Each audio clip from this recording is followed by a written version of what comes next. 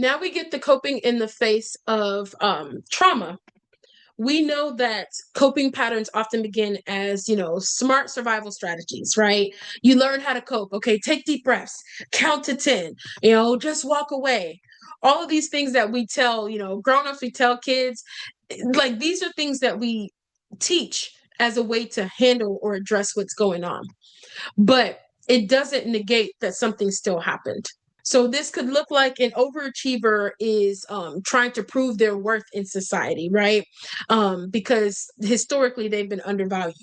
And I say this because I see, like, for most of the people, if there's any students on this call, the way that we're trained, our parents tell us, go be number one in the class prefect number one. If you're not prefect number one, you're wasting my money. I didn't send you to school to be gallivanting up and down. Go and face your book, right? So this is what we're trying to do.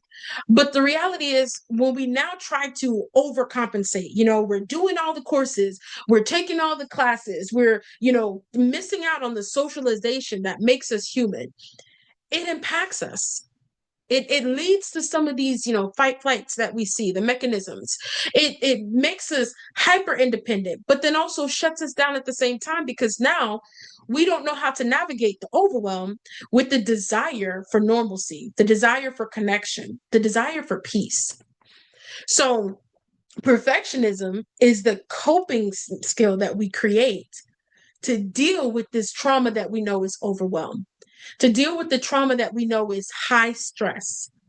Perfectionism, or overachieving, is the behavior that we develop to address the very thing that is causing the stress. But it's still trauma. And just because you become better at navigating your trauma doesn't mean that you've healed from the trauma. Does that make sense for folks?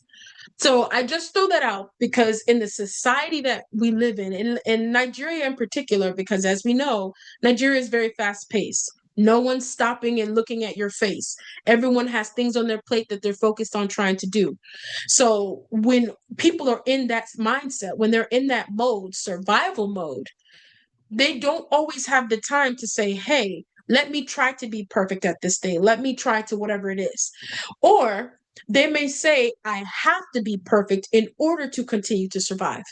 If I work in the bank, I have to do more than everyone else in order to keep this job. But the job is stressing me. I'm here from morning till night. It takes me hours to get home. So I'm not really resting. Hence, stress is building, trauma is appearing.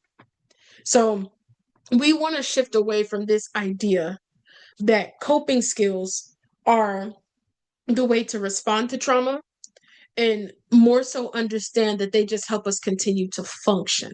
And in helping us function, it does not mean that we're healing. That coping comes at a cost as well.